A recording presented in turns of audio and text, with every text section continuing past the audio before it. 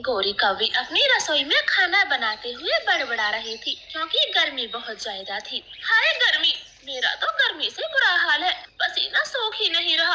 ऊपर से इस आग के टेम्परेचर के सामने खाना बनाना, ओफो कितना मुश्किल काम है। जल्दी जल्दी खाना बना देती हूँ, फिर ठंडे ठंडे पानी से नहाऊंगी।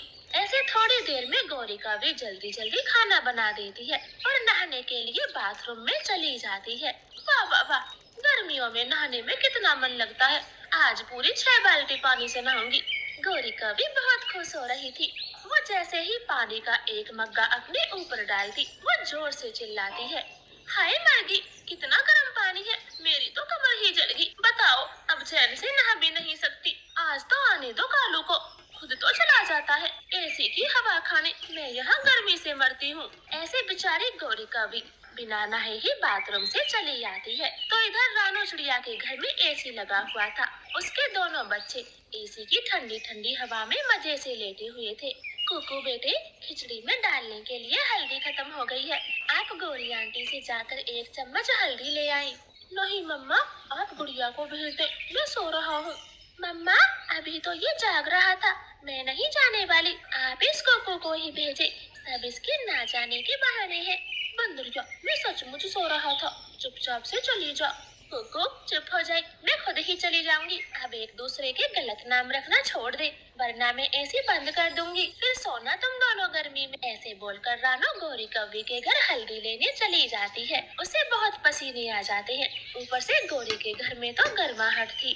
गौरी, आपका घोंसला कितना गर्म है, मुझे तो यहाँ बाहर से भी ज्यादा गर्मी लग रही है। हाँ, गर्मी तो तुझे लगेगी ही, पूरा दिन एसी में जो पड़ी रहती है, आई बड़ी अमीर जादी। गौरी बहन, आप तो बुरा मान गई, मेरा आपको छुड़ाने का कोई मतलब नहीं था, मैं तो बस थोड़ी सी हल्दी मांगने के लिए आई हूँ। जाओ चिड़िया, मेरे घर भी हल्दी नहीं है, मेरी हल्दी भी आज ही खत्म हो गई। चिड़िया चुपचाप गौरी के घर से चली जाती है और तभी गौरी का पति कालू कौवा काम से घर आता है। हाय राम, बहुत गर्मी है, गौरी जरा 1 गिलास पानी लाना। आ गए, सारा दिन भर एसी में बैठकर काम किया होगा, तब भी कालू महाशय थक जाते हैं। ये क्या बकवास कर रही हो, तुम्हारा दिमाग तो ठीक है ना, देख नहीं रही मैं काम से थका हारा आया हूँ, ना पानी की पूछती ना आने जाने की, खुद तो घर में रहती है, बाहर जाकर मुझे कमाना पड़ता है। कालू, मेरी फूटी किस्मत जो ठहरी, अब तो उस गरीब रानो ने भी घर में एसी लगवा लिया और यहाँ मैं नाम की अमीर हूँ। सारा दिन गर्मी से मरती हूँ। गौरी जोर जोर से रोने लग जाती है। अरे ठीक है मेरी माँ, मैं कल एसी लगवा दूंगा, अब रोना बंद करो, सारे मोहल्ले को सुना दिया। फिर तो ठीक है, एसी लगवा दोगे, फिर काहे का रोना, मैं मजे से एसी की ठंडी ठंडी हवा खाऊंगी। एसी का सुनकर गौरी कौवी खुशी से झूमने लगती है और वो दोनों खाना खाकर सो जाते। सुबह कालू कौवा काम के लिए जाने वाला था, तभी गौरी कौवी पीछे से कहती है, कालू पति जी, आपने कल शाम को कहा था कि आज एसी लगवा देंगे। मुझे याद है, मैं भूला नहीं हूँ, 2 बजे तक ड्यूटी कर दूं, आते समय एसी ले आऊंगा। ठीक है जी, अब आप जाओ और एसी भूल मत जाना। फिर कालू कौवा अपने काम पर चला जाता है। गौरी सबको बताती फिरती है कि उसके घर में भी आज एसी लगने वाला है। हरियाली लूसी, मेरा कालू मेरे लिए आज एसी लगवा रहा है क्योंकि मुझसे बहुत प्यार करता है, अपनी पत्नी को गर्मी से मरते देख नहीं पाया। अच्छा है गौरी, हम तो गर्मी में ही मरते हैं, एक पंखा है, वो भी मुर्गे जैसी नार हिलाता है। और लूसी, कबूतर तो कुछ काम ही नहीं करता, वो तो तुम्हारे लिए पंखा भी नहीं ला सकता, घर का गुजारा ही बड़ी मुश्किलों से चलता होगा, तो तुम दोनों को गर्मी में मरना होगा। लूसी और हरियाली गौरी की बातें सुनकर वहाँ से चुपचाप चली जाती है। अब उस रानो चिड़िया को बताने जाती हूँ, उसको भी तो पता चले, कल मुझे बड़ा सुना कर गई थी। फिर गौरी का भी उड़ती हुई चिड़िया के घर जाती है। आओ आओ गौरी बहन, आज यहाँ कैसे आना हुआ? चिड़िया, ये एसी ज्यादा ठंडी हवा नहीं दे रहा, शायद ये पुराना लिया होगा, तभी तो इसकी गर्म हवा है। खैर, शाम को कालू जी नया एसी ला रहे हैं, तुम जरूर आना और देखना मेरा नया एसी कितनी ठंडी हवा देगा।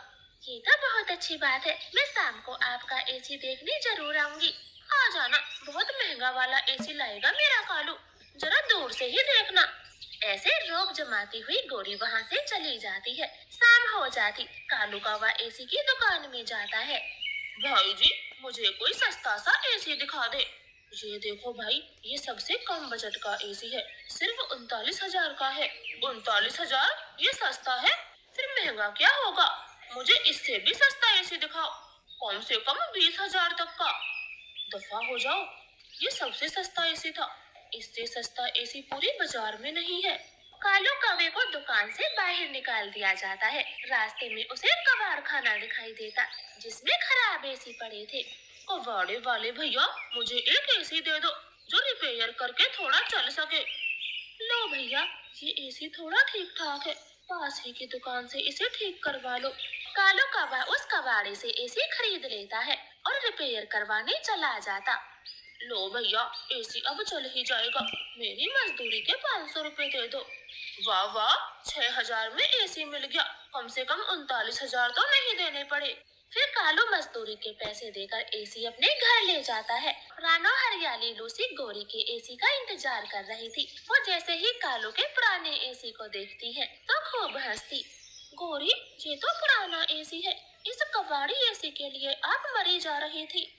हाँ गोरी, ऐसे पुराने एसी तो मेरा कबूतर यूं ही उठा लाता है।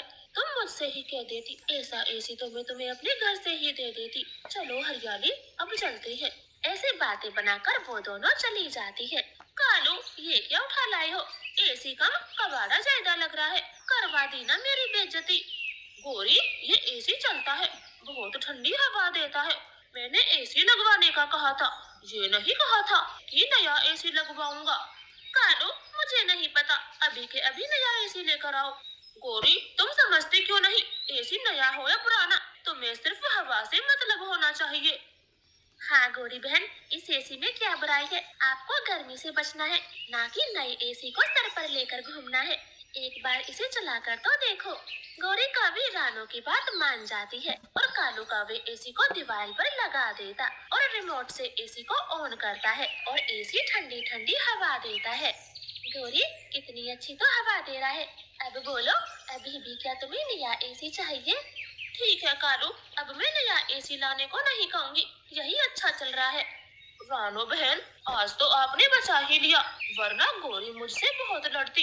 फिर रानो अपने घर चली जाती है और उस रात गोरी कभी सुकून से सोती है। तो प्यारे दोस्तों, प्लीज हमारी कहानी को लाइक और चैनल को सब्सक्राइब करें। आपका धन्यवाद। जंगल में भयानक ठंड का कोहरा छाया हुआ था। ऐसी तेज ठंड में कोई भी पक्षी अपने घर से निकलने को तैयार नहीं था। सभी पक्षी